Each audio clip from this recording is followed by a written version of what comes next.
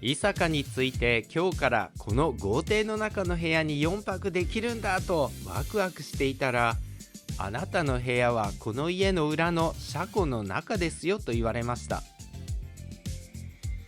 宿泊客というよりは召使いのセバスチャンになった気がしました。皆さんこんにちは。今日は名門大学コーネル大学があり、街の中と周辺に150もの滝があるニューヨーク州伊坂の街を観光してみたいと思います。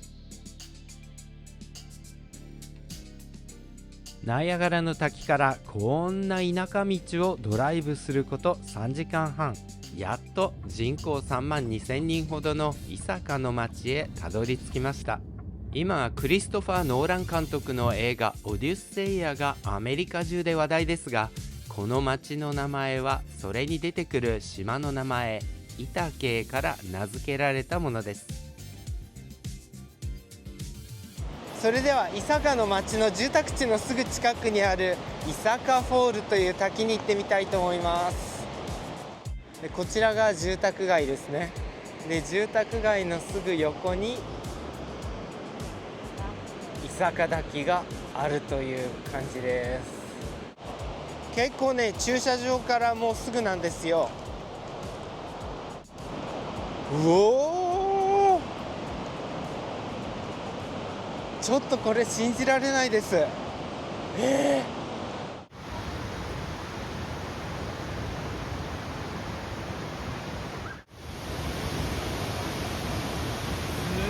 な、これ水量が。滝に打たれて修行なんて言ってここで滝に打たれたりしたら多分複雑骨折をしそうなぐらいパワフルな滝なんです。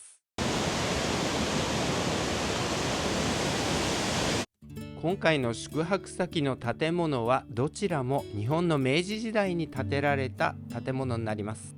一応自分が泊まる車庫の中の部屋はとりあえずこんな感じで綺麗にしてあって、シャワーやトイレ、洗面所も清潔でとても快適に過ごすことができました。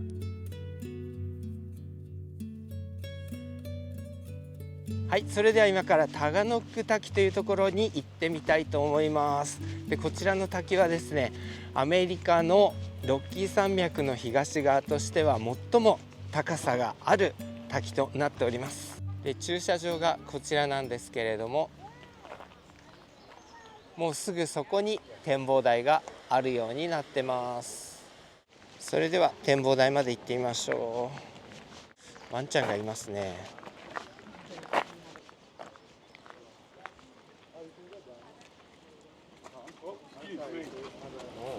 おー、すごい。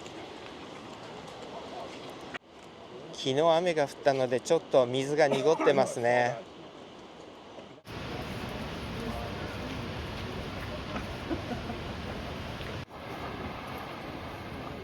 ここに滝を見れるこの双眼鏡があるんですけれども、これは色盲の人たち専用の双眼鏡となっていて、本物の色が見れるようになってるんですよ。すごい心遣いだと思います。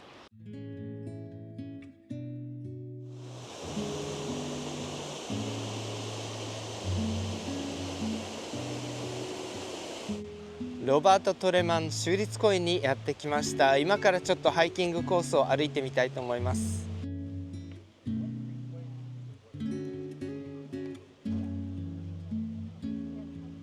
まずは黄緑色のリムトレールを歩いてルシファー滝を上から眺めてみます。ルシファーフォールズというルシファー滝というところにやっと着きました。ちょっとご覧ください。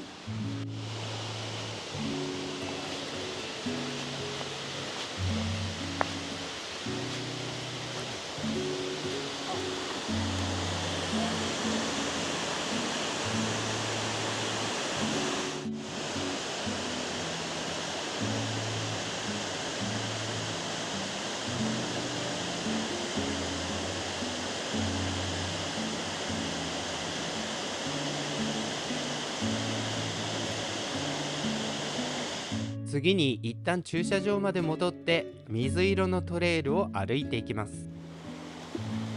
こちらが渓谷沿いのハイキングコースになります。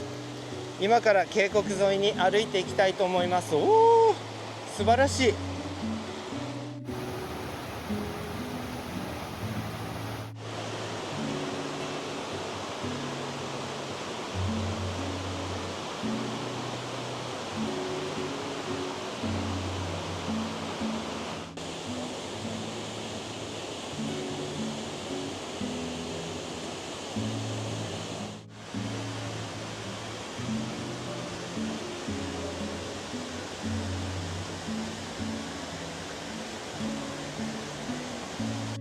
いかにも水遊びができそうな場所で人々が川に入りたがるのですが、実はすぐ下流に滝があって流された人が落ちるので、ここは悪魔の台所と呼ばれています。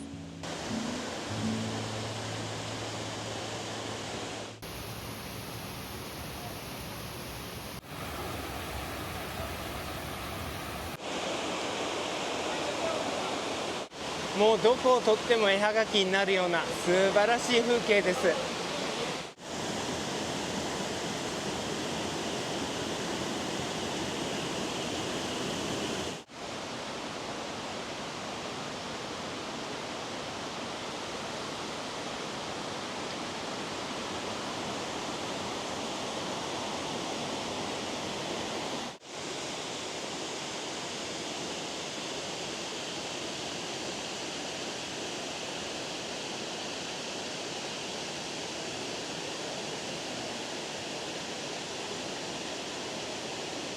すごい、ここ来てよかったと思います。素晴らしい、もう気持ちいいところです。伊坂の町へ戻ってきました。こちらがドゥイットモールで、昔のハイスクールの高校の建物を再利用したモールになります。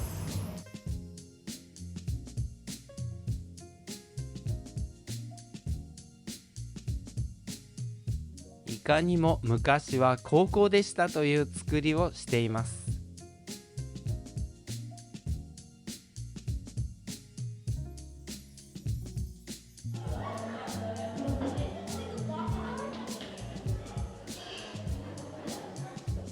その1階にあるのが世界的に有名なベジタリアンのレストラン、ムースウッドになります。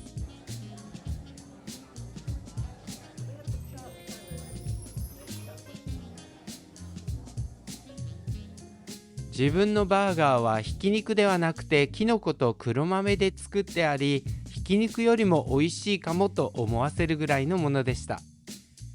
朝ごはんはこの家の1階で出されます。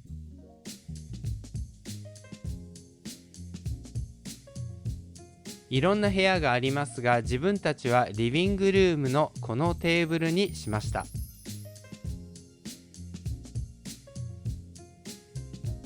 毎朝ちょっとずつ違うメニューにしてありますが、今日はキッシュとソーセージとポテト、そしてパンケーキでした。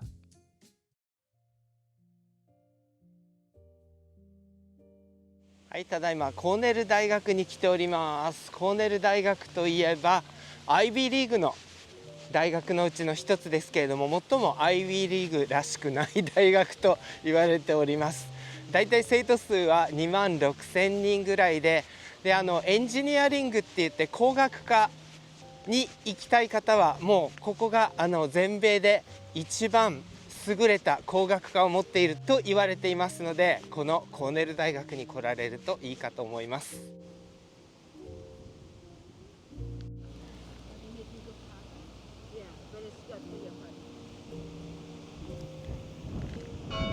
ここコーネル大学の敷地は全米で最も美しいキャンパスと言われています。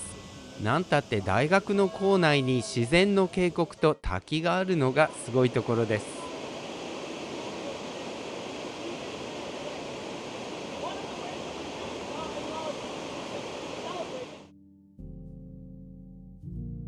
それではハリー・ポッターの世界に入り込めるような図書館、ユリス図書館に行ってみましょう。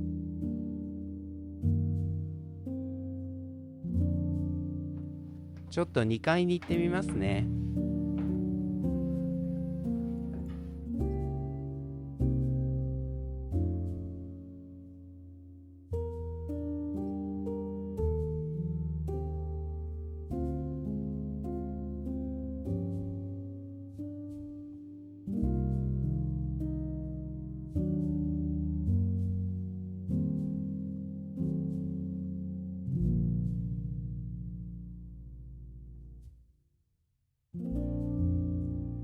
このホワイトホールの後ろにあるのがジョンソン美術館になります。この建物はパリのルーブル美術館のピラミッドや逆さピラミッドをデザインしたイオミン・ペイによって設計されました。また最上階の下の LED ライトのアートはレオ・ヴィラリアル作で、この人はサンフランシスコのベイブリッジのベイライトやエクスプロラトリアムのバッキーボールを作ったアーティストです。最上階からは下遊学校やイサカの町、そしてコーネル大学のキャンパスを眺めることができます。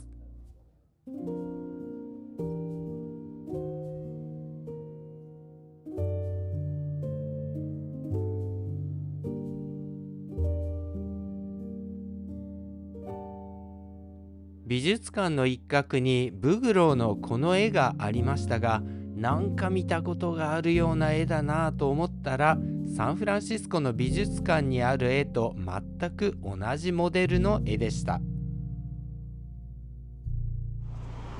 もうすぐ雷雨が来るということで早く帰りたいと思います。やばいよねこれ。もう宿に着いた途端に大雨。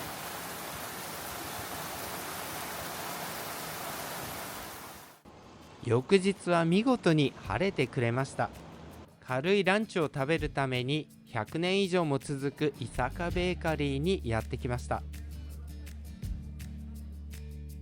普段は朝ごはんと夕ごはんの2食しか食べないので、何か軽いものをということでここのスープを試してみました。チキンライス。見るからに体に良さそうなとても美味しいスープでした。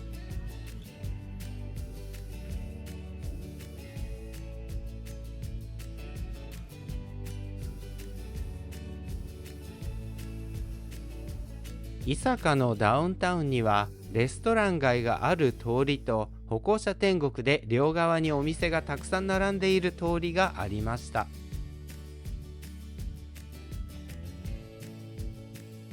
ここのアウトドアストアには渓谷のゴージーズと素敵なという意味のゴージャスをシャレにした T シャツが置いてありました。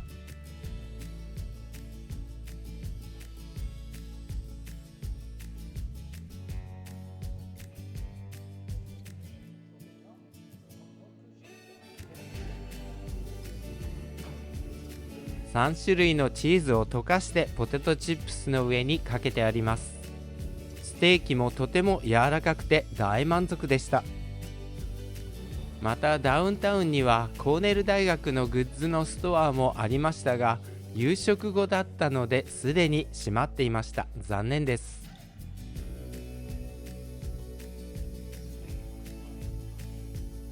今日の朝ごはんはベーコンとフレンチトーストが出ました。荷物をまとめて再びナイアガラ近くのバッファロー空港までのドライブです。この空港はこじんまりとしているのでとても使いやすいです。